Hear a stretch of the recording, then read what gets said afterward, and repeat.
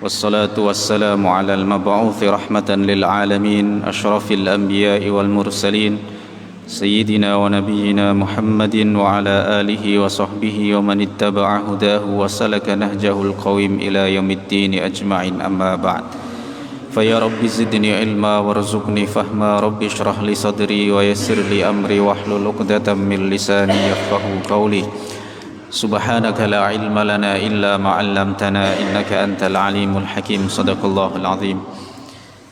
Bapak Ibu sekalian, kaum muslimin dan muslimat jamaah Masjid Cokro Aminoto yang dimuliakan oleh Allah, juga jamaah-jamaah yang lainnya. Alhamdulillah pada kesempatan malam hari ini kita semuanya bisa menunaikan ibadah sholat maghrib berjamaah. Salawat dan salam senantiasa kita hadiahkan kepada baginda Nabi Muhammad SAW, pada keluarga, sahabat serta umat beliau yang senantiasa istiqomah di jalannya, dan kita nantikan syafaat beliau nantinya di yaumil qiyamah. Mudah-mudahan kita semuanya bisa mendapatkan syafaat beliau. Amin ya rabbal alamin. Bapak Ibu sekalian rahimakumullah, kita akan lanjutkan kajian tafsir surah Maryam, masih berkenaan dengan kisah Maryam. Setelah kita selesai membahas sepenggal kisah dari Nabi Zakaria dan juga Nabi Yahya, di mana Allah memberikan karunia yang susah untuk dinalar secara logika, secara akal manusia, di mana Nabi Zakaria dan istrinya ini sudah tua, sudah di usia puncaknya masa tua, dan juga istrinya Nabi Zakaria ini adalah seorang wanita yang mandul, yang secara medis tidak bisa mempunyai keturunan, tetapi dengan izin dan kuasa Allah Subhanahu wa taala, Allah memberikan karunia anak yang namanya langsung rekomendasinya datang dari Allah, yaitu Yahya. Kemudian kisah berikutnya adalah Maryam, di mana kisah ini jauh lebih dahsyat lagi dari kisah yang pertama, di mana kalau ada Nabi Zakaria dan istrinya, ada sebab untuk seseorang ini mempunyai anak, di mana ada orang tua, ada laki-laki dan perempuan. Tetapi ini Maryam, ini jauh lebih di luar nalarnya manusia, di mana Maryam tidak mempunyai seorang suami dan tidak pernah melakukan hubungan dengan laki-laki. Terlebih beliau ini berzina, tidak mungkin ya, karena beliau adalah seorang wanita suci yang menjaga kehormatannya, sebagaimana Allah firmankan dalam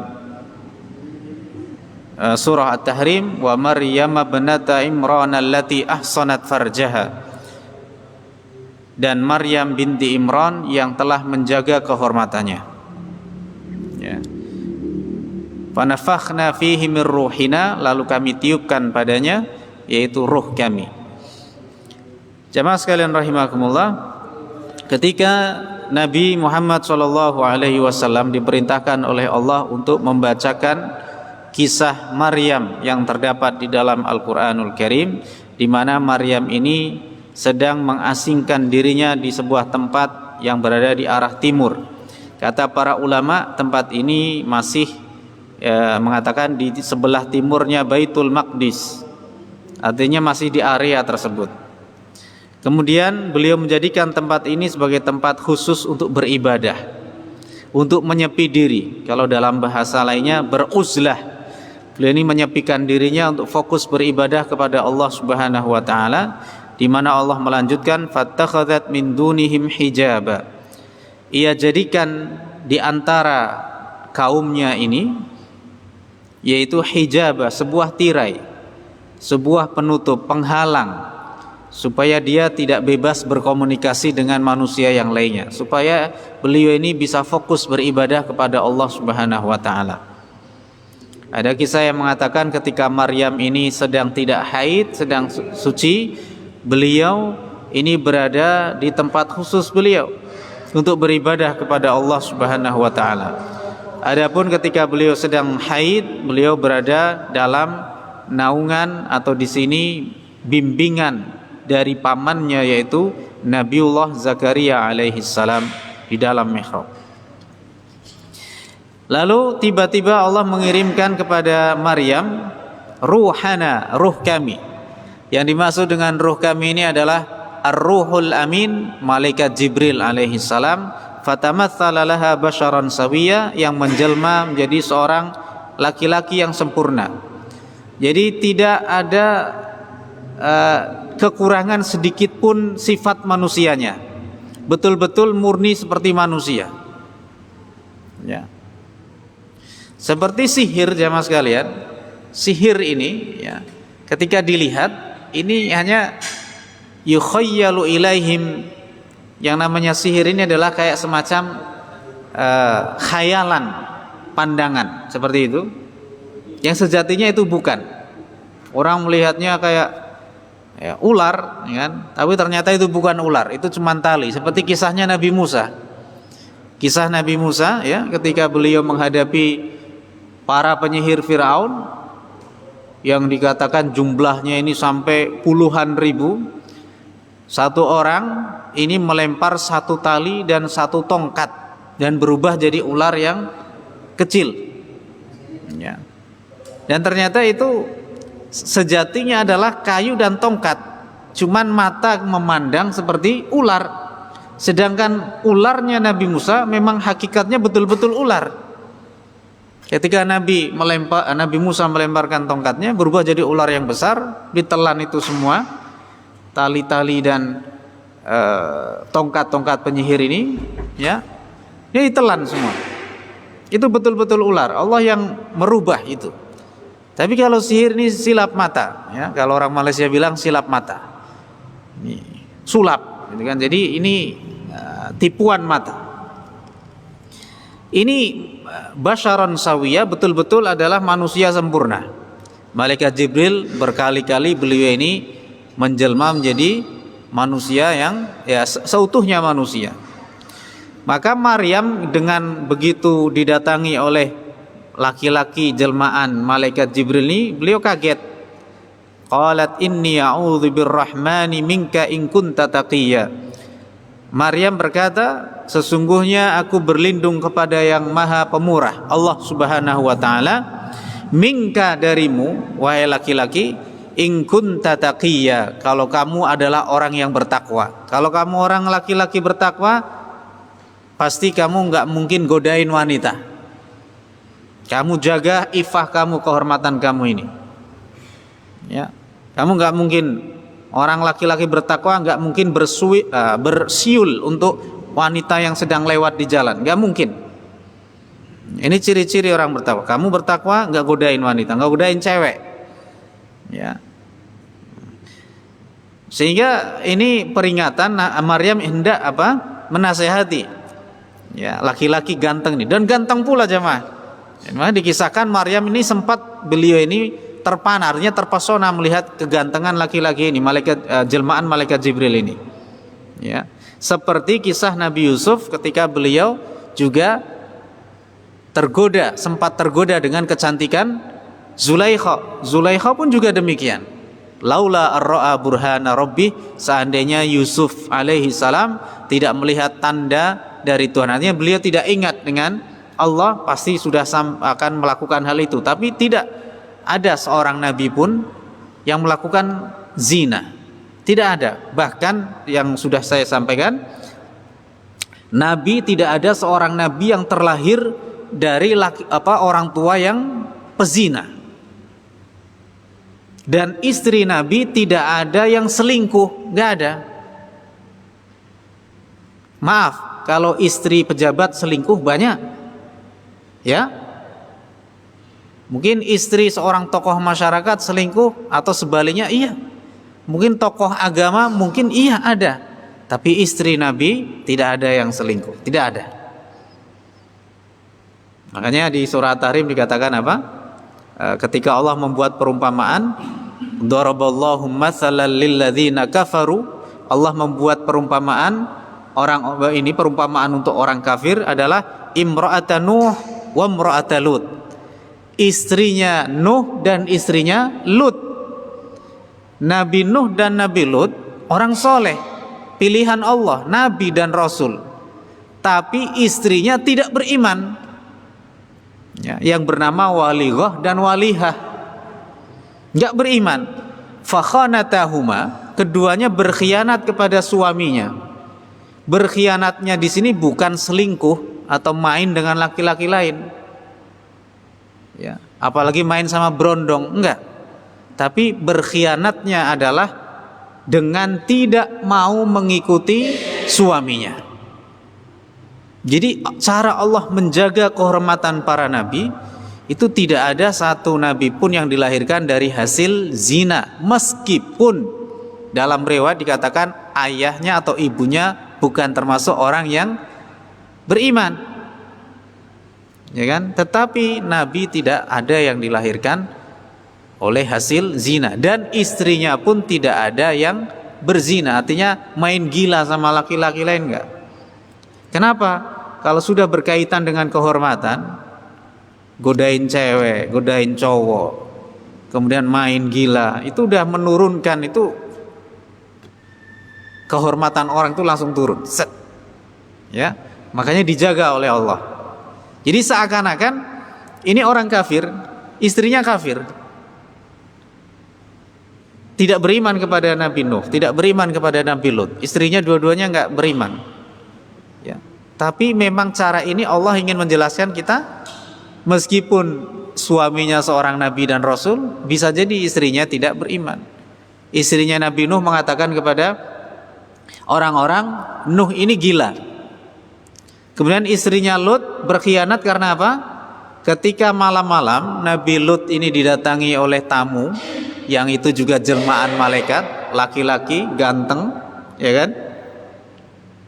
Awalnya orang kampung nggak ada yang tahu, malam-malam, ya. Ini ghaflah ini masa dimana kalau di dalam surah Al-Qasas, ya, ini ghaflah ini antara ya jam-jam waktu dimana malam itu orang sudah mulai masuk ke rumah masing-masing, apalagi kalau musim dingin, ya, orang masuk rumah udah nggak ada yang keluar. Jam 9, jam 10 itu dulu, zaman dulu jam 9, 10 itu udah masuk masa hini ghaflah. Hin itu artinya masa, ghaflah ini orang lalai. Kenapa lalai? Orang sudah konsen, dia sudah menikmati, dia bercengkrama di rumahnya. Gak ada orang keluyuran, itu gak ada dulu. Tapi sekarang jam 9, jam 10 masih ramai orang ini keluar. Sehingga ketika tamu Nabi Lut yang berupa ini malaikat yang menjelma jadi laki-laki ganteng, istrinya Nabi Lut tahu itu, dia kasih informasi kepada orang kampung, orang kampung, ini di tempat saya ada tamu laki-laki ganteng-ganteng semua, ayo cepat datang. Maksudnya apa? Karena tahu kaumnya Nabi Lut ini suka sesama jenis, laki-laki doyan laki-laki ini, ya, perempuan doyan sama perempuan. Meskipun pada dasarnya hakikatnya kalau kita jumpai orang lesbi dan gay, kalau kita jumpai, umpamanya ini ada laki-laki ini, ada laki-laki sama laki-laki, pacarnya laki-laki, atau suaminya atau istrinya laki-laki juga. Kita lihat mungkin berita-berita itu, kalau kita perhatikan ada yang berperan sebagai laki-laki maskulin, ada juga yang berperan sebagai feminin perempuan, meskipun sama-sama laki-laki. Jadi ketika menikah, ini yang satu pakai jas, yang satunya pakai gaun pengantin wanita, padahal cowok. Jadi mereka ini seakan-akan tidak bisa melepaskan fitrahnya. Sebenarnya laki-laki pun sebenarnya suka sama perempuan. Jadi meskipun istrinya itu laki-laki, kalau kita perhatikan dia harus, ya kalau bahasa kita, kudu ana salah siji sing menyek.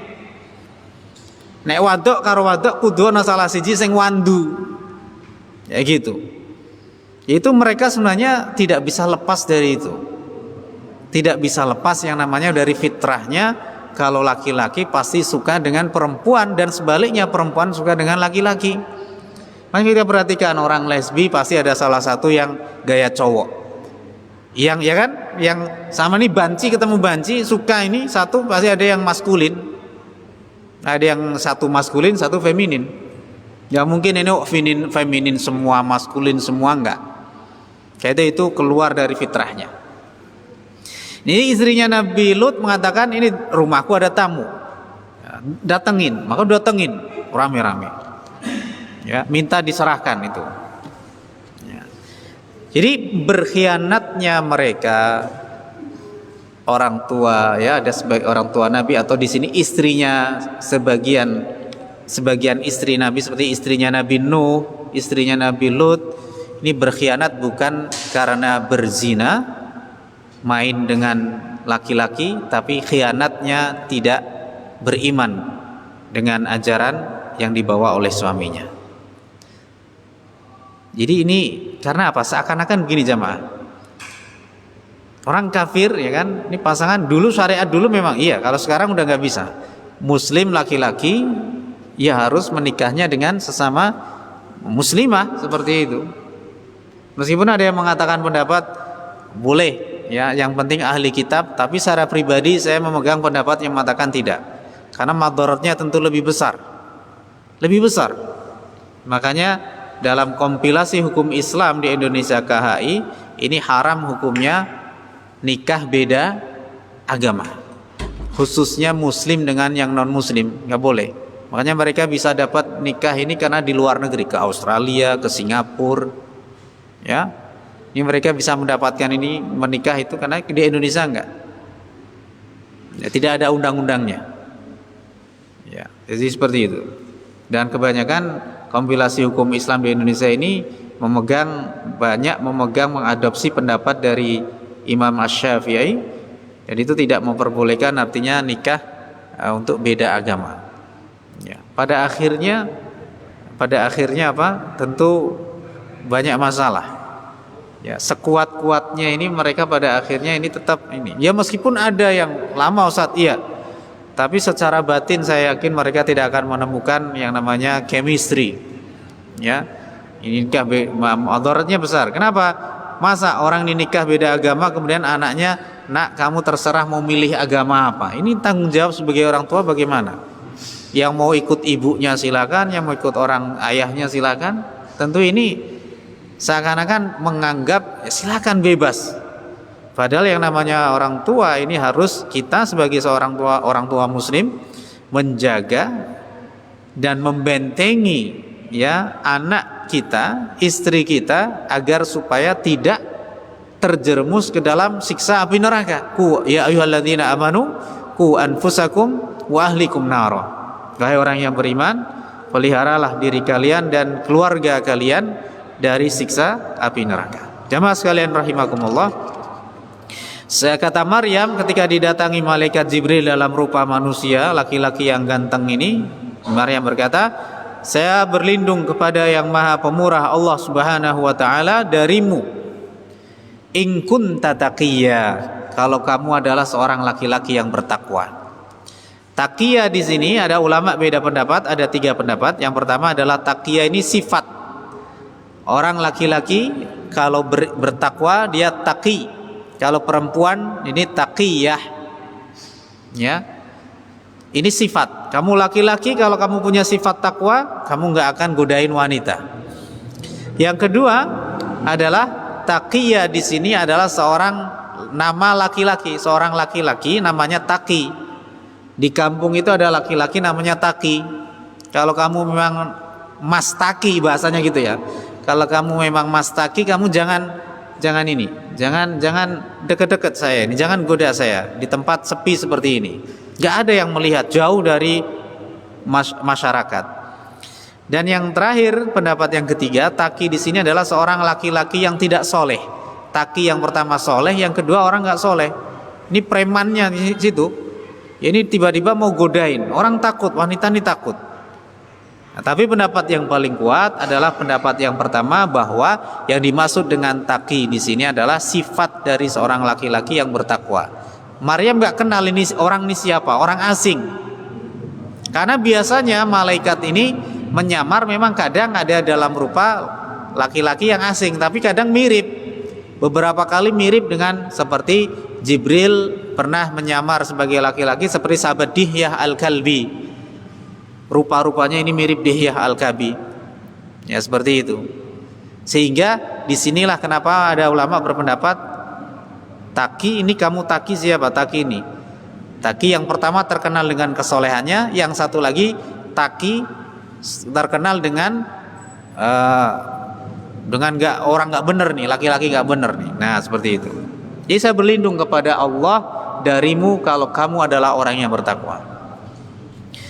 Apa jawaban Jibril? Qala innama ana rasulu rabbiki li ahaba laki ghulaman zakiyya. Jibril menjawab, ya laki-laki yang jelmaan malaikat Jibril ini menjawab, sesungguhnya saya ini hanyalah utusan Tuhan engkau. Li ahaba laki, saya diperintahkan oleh Allah untuk menganugerahkan kepadamu ghulaman zakiyya, seorang anak laki-laki yang suci. Ya, zakat itu artinya kan penyucian harta kita, ya kan? Zaki ini adalah orang yang suci. Ghulaman zakiyya adalah anak laki-laki yang suci. Dalam akidah orang-orang Nasrani, ya, yang dalam mereka Trinitas ini, Tuhan Bapa, Tuhan Anak, Tuhan Bapa itu Allah, ya, kemudian Tuhan Anak ini Isa atau Yesus, dan yang ketiga adalah Tuhan ini Roh Kudus. Roh Kudus ini malaikat Jibril. Kenapa? Mereka meyakini bahwa Jibril, Roh Kudus ini dialah yang termasuk punya kuasa, punya sifat ketuhanan, di mana ia bisa memberikan anak kepada Maryam yang sejatinya Maryam tidak punya suami. Karena apa? Di antara mereka ini menganggap bahwa ayat ini untuk menyerang umat Islam, terutama umat Islam yang mungkin, ya artinya yang di sini mereka tidak paham dengan agamanya, tidak paham dengan maksud tafsir di sini, ini serang. Tapi kita Muslim ini harus cerdas. Jadi ini lihat di surah Maryam ayat 19, ini Roh Kudus Jibril ini bisa memberikan anak. Li ahabalaki, lafadznya adalah supaya aku memberikan, menganugerahkan kepadamu anak laki-laki yang suci. Jadi mereka bilang, lah ini Islam aja mengakui nih Jibril, Roh Kudus, Roh Amin ini bisa memberikan anak, ada punya kuasa dia ini. Ditiup ini Maryam, apa dalam kisah? Ada menurut para ulama, mana yang ditiup? Memang Jibril meniupkan sesuatu, ruh ini dari diri Jibril ditiupkan.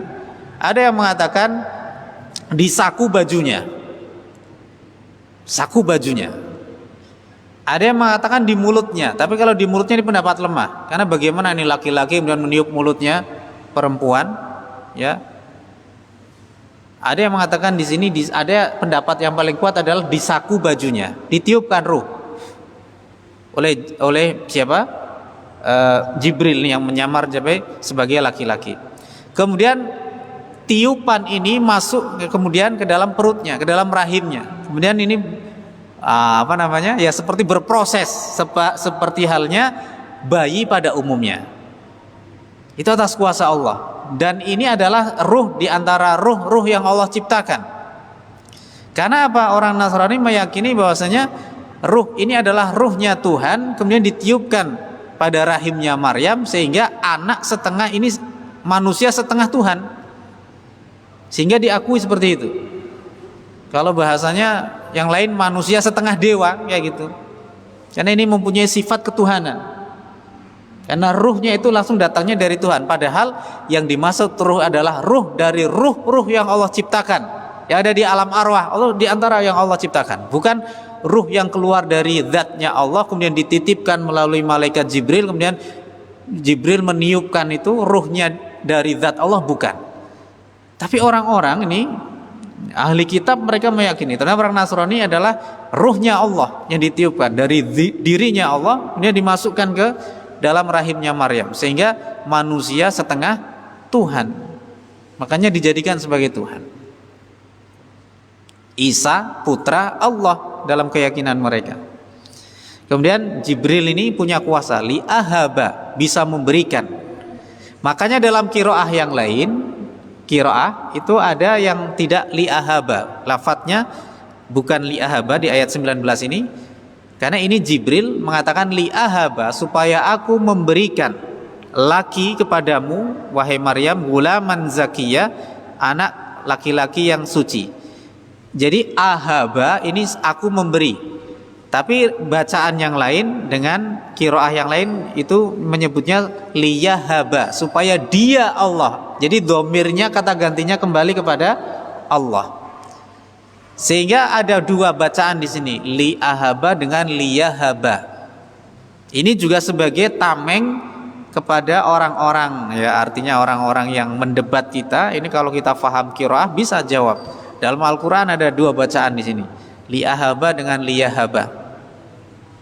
Qiraah, ya kan? Kita berbicara qiraah kan ada qiraah sab'ah 7, ya kan? Ada qiraah asyrah 10.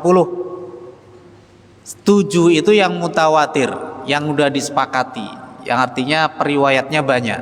Kalau yang 3, 7 tambah 3 kan jadi qiraah asyrah 10. Kalau yang 3 ini sifatnya ahad, riwayatnya ahad.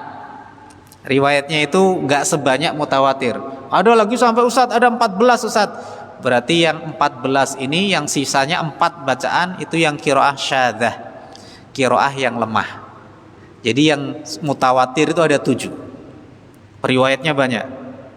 Ya, yang di sini ada Imam Asim, Hafaz yang kita baca ini, ya, mayoritas 90% dunia ini dari qiraahnya, ya, Asim, ya.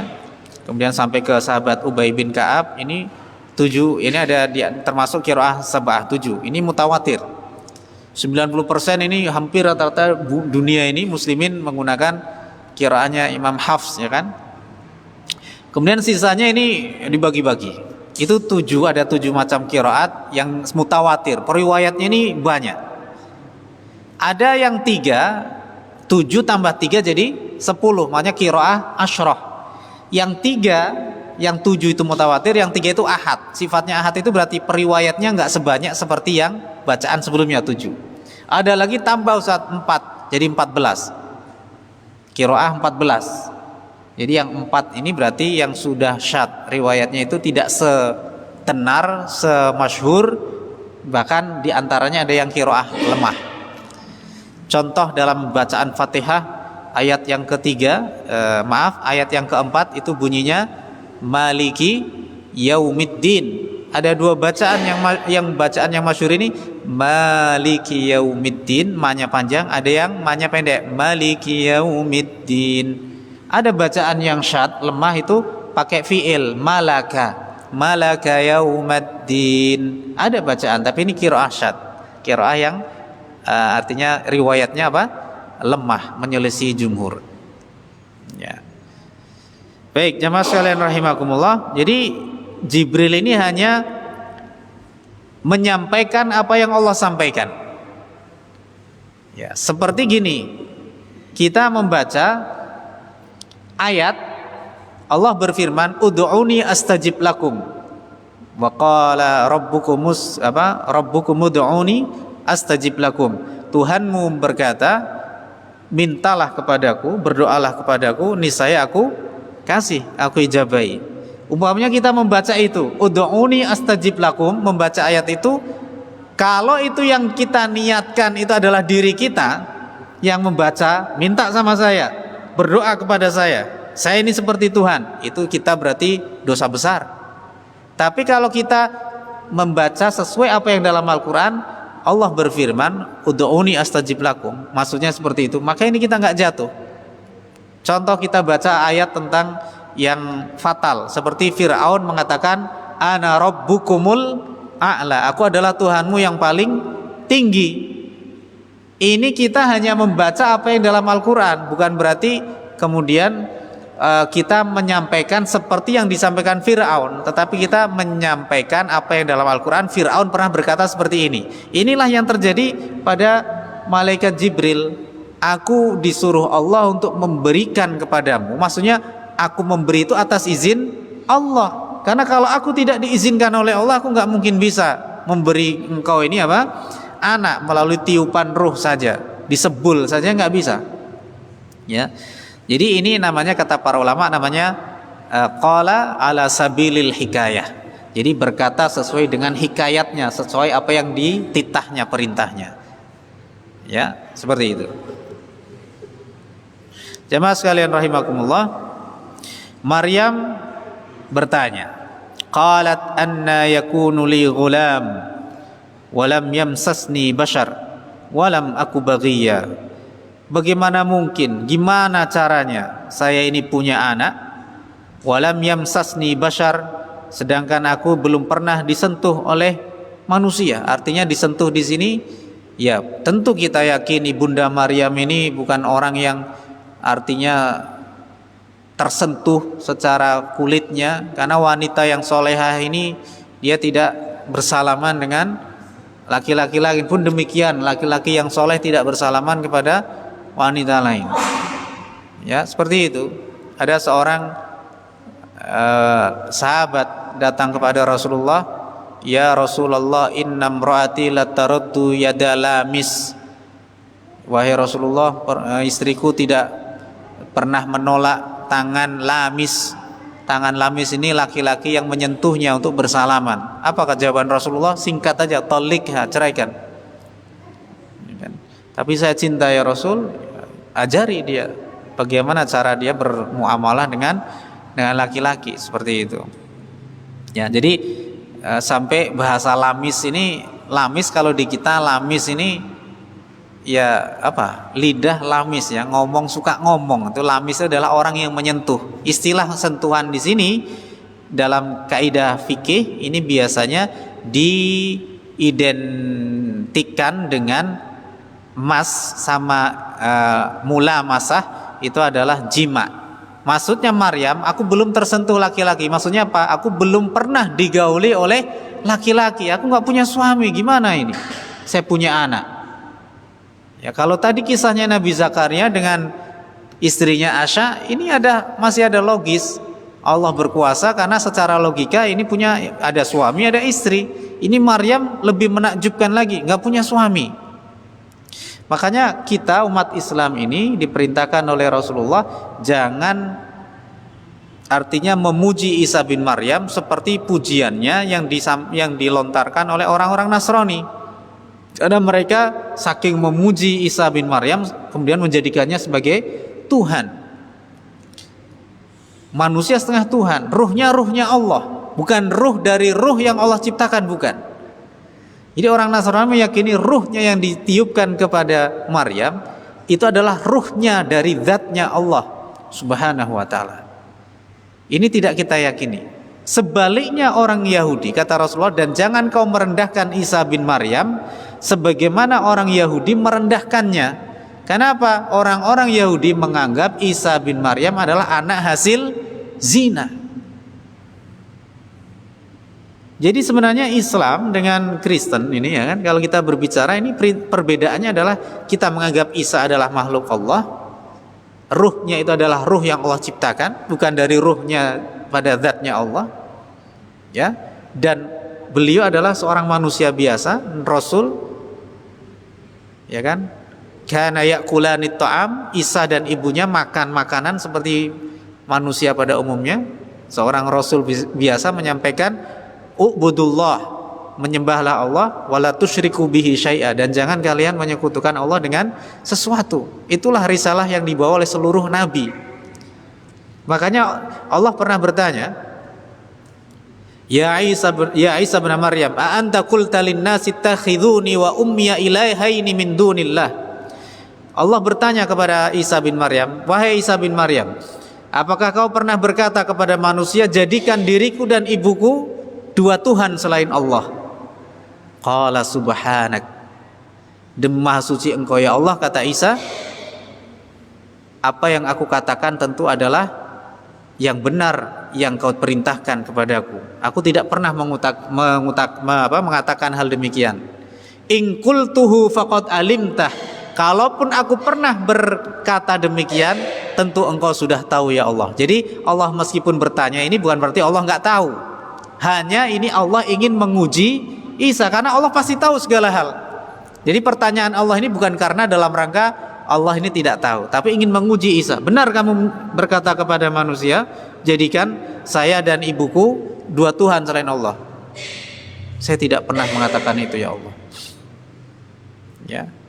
Sehingga orang Islam dengan Kristen ini artinya kita nggak merendahkan Isa bin Maryam. Seharusnya orang Kristen itu lebih marah tentunya dengan orang Yahudi. Karena apa? Isa dianggap sebagai anak zina. Dengan siapa orang Yahudi menganggap Maryam ini berzina? Ada yang mengatakan Yusuf An-Najjar. Ini adalah masih saudaranya Maryam, sepupunya. Sehingga dalam kitab-kitab ini orang Yahudi menganggap bahwasanya Isa bin Yusuf An-Najjar kemudian sampai silsilahnya kepada Nabi Daud alaihissalam. Ini orang Yahudi, keterlaluan ini orang Yahudi. Makanya orang Yahudi ini adalah orang al-maghdub alaihim, yang dimurkai oleh Allah, karena dia sebenarnya tahu akan kebenaran. Mereka menyesatkan banyak orang, termasuk yang disesatkan ini adalah orang-orang Nasrani. Sedangkan kita ini beda prinsip dalam konsep teologi kita dengan orang Nasrani, karena kita meyakini bahwasanya Isa bin Maryam adalah Abdullah wa rasuluh. Isa tidaklah Isa kecuali melainkan hanyalah apa? Hambanya Allah dan utusannya Allah. Itu saja yang kita yakini. Ya. Ini prinsip ini kan. Jamaah sekalian rahimakumullah. Saya belum pernah ini disentuh oleh laki-laki. Walam yamsasni bashar. Artinya saya belum pernah digauli sama laki-laki. Walam aku baghiyah, dan saya bukan pezina. Jamaah sekalian, menarik di sini baghiyah tidak menggunakan tak marbutah. Nanti pada kisahnya ketika Maryam ini mengemban Isa ketika masih bayi, pulang ke kampungnya kan. Maka di sini orang-orang kampung pada protes. Ya ukhta Harun, wahai saudarinya Harun, maka na abuki imra'a sau'i. Maka na abuki imra'a sau'i wa makanat ummuki baghiyah. Wahai saudarinya Harun, ibumu ini, ayahmu ini bukan lelaki yang buruk. Dia orang baik-baik, orang alim, bahkan ketuanya para alim di situ. Wa makanat ummuki baghiyah, ibumu bukan pezina, ibumu ini bukan pelacur. Jadi kata bagi meskipun tidak ada tak marbutah, tapi nisbatnya maaf kepada perempuan. Kenapa? Lafadz zina pun dalam surah An-Nur ini ayat kedua dikatakan az-zaniyatu waz-zani, pezina perempuan dan pezina laki-laki. Yang disebutkan adalah perempuan dulu. Karena apa?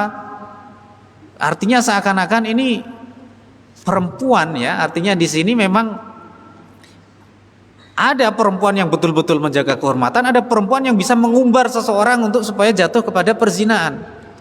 Bahkan di zaman dulu pada masa jahiliyah, perempuan itu kalau di depan rumahnya ada bendera khusus, itu berarti dia sudah mengajak berzina, sudah melegalkan zina. Ada bendera khusus. Ini bendera ini macam gini, ini berarti ini bendera mengajak zina. Jadi rumah-rumah para pelacur ini sudah ini, perempuan ini sudah ini ada bendera itu berarti ngajak zina. Makanya dalam Al-Quran disebutkan terlebih dahulu adalah perempuan az-zaniyatu waz-zani fajlidu kulla wahidin minhuma mi'ata jaldah. Pezina perempuan dan pezina laki-laki, maka deralah mereka, cambuklah mereka, salah seorang, artinya di antara keduanya ini ya, dua-duanya ini didera sebanyak 100 kali cambuk kalau ini belum menikah. Wala ta'khudhukum bihima ra'fatun fi dinillah in kuntum tu'minuna billahi wal yaumil akhir wal yashhad adzabahuma ta'ifatun minal mu'minin. Deralah 100 kali dan apa? Jangan sampai rasa belas kasihanmu ini menghalangi kamu tuh untuk tidak melakukan deraan itu. Melaske. Jangan. Kalau memang ini hukum Allah, ketentuan Allah, lakukan. Jangan sampai rasa belas kasihmu itu menghalangi kamu untuk tidak mencambuk mereka. Kalau kamu betul-betul beriman kepada Allah dan hari akhir. Dan hendaklah ada yang menyaksikan deraan ini, ada sebagian orang yang beriman. Makanya di Aceh itu kalau ada kasus perselingkuhan apa itu dera itu selepas sholat Jumat, orang-orang pada lihat. Masya Allah Pak, sekarang yang namanya cah SMP Pak, anak SMP sudah Masya Allah nih, tempat gelap-gelapan. Saya mau buang sampah, ini saya buang sampah sengaja pakai peci, ya pakai sarung, ini dikiranya apa kan, Ini lampu saya nyalain, lampu terang yang jauh. Nah ini tahu, saya pepet saya ini pada bubar. Dikiranya saya FPI. Jadi ini waduh FPI kan. Ini maksudnya ini orang kalau habis isya ini datang buang sampah ini pasti ini kan. Nah ini kenapa? Ya Allah kalau melihat kayak gitu, ya anak-anak seperti itu masih SMP. Ya. Nah ini makanya ini kita mohon kepada Allah Subhanahu wa taala supaya menjaga keluarga kita, anak-anak kita kan, supaya tidak terjerumus kepada dosa yang namanya adalah zina di sini. Jadi kata baghiya meskipun lafadznya laki-laki tapi jatuhnya kepada perempuan. Ya kan? Karena di sini perempuan ini adalah aurat, ya kan? Ya, yang bukan aurat ini kata Nabi adalah wajah dan telapak tangan, seperti ini. Berbeda dengan laki-laki di sini, makanya ada anggota tubuh artinya yang kelihatan yang ini sini berat menjadi seorang perempuan ini untuk menjaga iffah kehormatannya, supaya tidak menjadi fitnah bagi kaum laki-laki. Maka lafadznya meskipun laki-laki tapi jatuhnya perempuan. Tidak perlu menyebutkan lafadz taknis di sini tak marbutah menunjukkan muannas, tapi sudah langsung orang terfikirkan ini adalah untuk perempuan. Seperti yang pernah saya sampaikan, yurdi, kata murdi, orang yang menyusui, ya, orang yang menyusukan, ya, itu lafadznya mudzakkar laki-laki. Meskipun tidak ada tak marbutah, tapi jatuhnya tetap perempuan karena tidak ada yang menyusui kecuali perempuan. Seperti itu.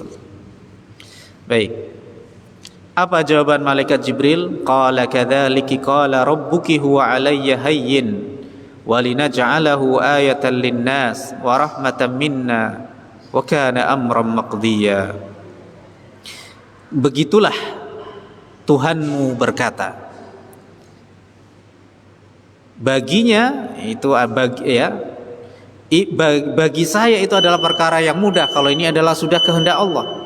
Dan supaya kami menjadikan Isa bin Maryam tanda kebesaran Allah untuk manusia dan rahmat dari kami, dari Allah, dan perkara ini sudah diputuskan, tidak bisa lagi ditawar-tawar oleh Maryam.